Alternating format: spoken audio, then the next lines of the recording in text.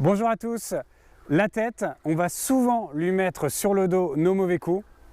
T'as bougé la tête, voilà ce qu'on va se dire ou ce qu'on va dire à nos amis. Et pour autant, on ne sait pas ce qu'elle a le droit et ne pas le droit de faire pendant le swing de golf. Donc dans cette vidéo, petit éclairage sur le rôle de la tête pendant notre swing.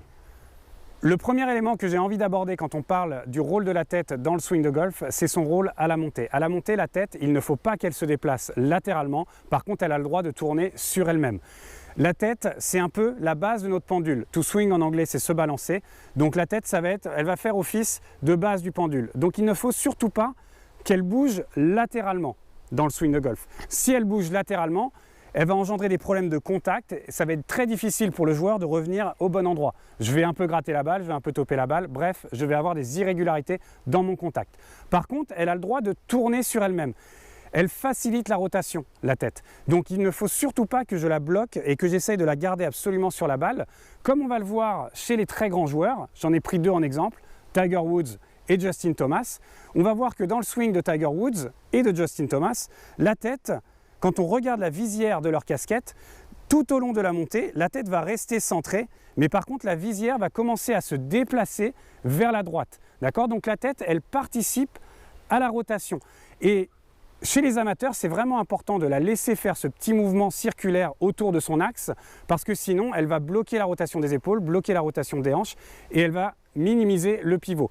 Certains joueurs professionnels bougent très peu la tête, exemple Rory McIlroy, mais c'est des joueurs qui sont extrêmement bien préparés physiquement. Donc pour les amateurs, j'essaie de garder ma tête au même endroit, mais j'ai le droit de la laisser tourner sur son axe. Le deuxième moment où la tête a le droit de bouger dans le swing, ça va être au début de la descente. La tête va légèrement s'affaisser au début de la descente du fait de la reprise d'appui par le bas du corps. On le voit dans le swing de Tiger Woods, quand on a une reprise d'appui avec les jambes, une reprise d'appui agressive, les meilleurs joueurs du monde vont avoir la tête qui se baisse un tout petit peu. Maintenant, il faut faire attention que le fait que la tête baisse vienne bien de la reprise d'appui et non pas de la tête qui va essayer d'aller taper dans la balle par le haut du corps, où là on aurait un coup d'épaule et où on viendrait faire un chemin de club extérieur-intérieur. Pour être sûr, si vous voyez dans vos vidéos ou quand vous vous filmez, que vous voyez que votre tête baisse beaucoup au début de la descente, pour être sûr que ce mouvement est le bon par le bas du corps et non pas par le haut du corps, vous pouvez le vérifier avec votre professeur de club. La troisième chose que je voulais aborder dans cette vidéo, c'est le rôle de la tête dans la zone d'impact. Et dans cette période du swing, la tête, elle va faire office de support. Elle doit rester au même endroit le plus possible. Comme on peut le voir dans les swings de Tiger Woods ou de Danny Willett. On va voir qu'au moment de la pré-impact, l'impact et juste après l'impact en pleine extension, on va voir que pendant ces trois étapes, vraiment pendant toute la zone de la traversée, la tête va rester au même endroit. Encore une fois, quand on parle de balancier, c'est vraiment la base du pendule. Plus elle va rester au même endroit, plus l'impact va pouvoir être solide. Maintenant, dans cette étape-là, on peut tolérer éventuellement d'avoir une tête qui va tourner sur elle-même, à l'image de ce que peut faire Henrik Stenson ou ce que pouvait faire David Duval, le très grand joueur américain du tournant des années 2000. Mais dans l'idée, pour les amateurs, pour faire plus simple, il faut vraiment que dans cette partie-là, la tête ne bouge pas. Elle aura le droit de se relever après la traversée. Et pour être sûr de bien coordonner la traversée et le finish, le moment où la tête a le droit de se lever, on va voir un petit exercice.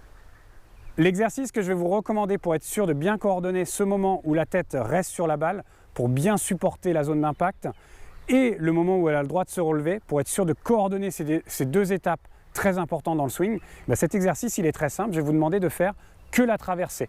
Donc vous allez vous mettre en position, mais au lieu de mettre le club derrière la balle, vous allez mettre le club devant la balle. Vous allez vous mettre en position et vous allez faire que la traversée. Vous allez sentir que votre bras droit il s'allonge bien, comme si vous vouliez pousser la balle un petit peu le long de la ligne de jeu. Vous allez faire l'extension maximale de votre bras droit, toujours en gardant le regard bien sur la balle. Comme ça, vous allez être sûr que votre tête reste sur la balle jusqu'à la fin de l'extension, jusqu'à la fin de la traversée. Une fois, vous faites plusieurs fois ce mouvement-là, et une fois que vous sentez bien cette étape, après vous pouvez le faire en complétant votre swing, en allant jusqu'au finish, toujours en marquant un temps d'arrêt. Je fais ma traversée en gardant mon regard sur la balle, et une fois que j'ai bien fait cette traversée, je fais mon finish, je complète jusqu'à un finish où je sens tout le poids qui est au-dessus de ma jambe gauche. À partir du moment où la traversée est faite, la tête a le droit de se lever et regarder la belle balle que vous venez de taper. Voilà, le rôle de la tête n'a maintenant plus de secret pour vous. Vous savez ce qu'elle peut faire pendant le swing de golf, les mouvements qu'elle a le droit de faire, et vous savez ce qu'elle ne doit surtout pas faire. Et normalement, tu as levé la tête trop vite ou alors tu as bougé la tête, vous allez voir, c'est du passé. Bon entraînement.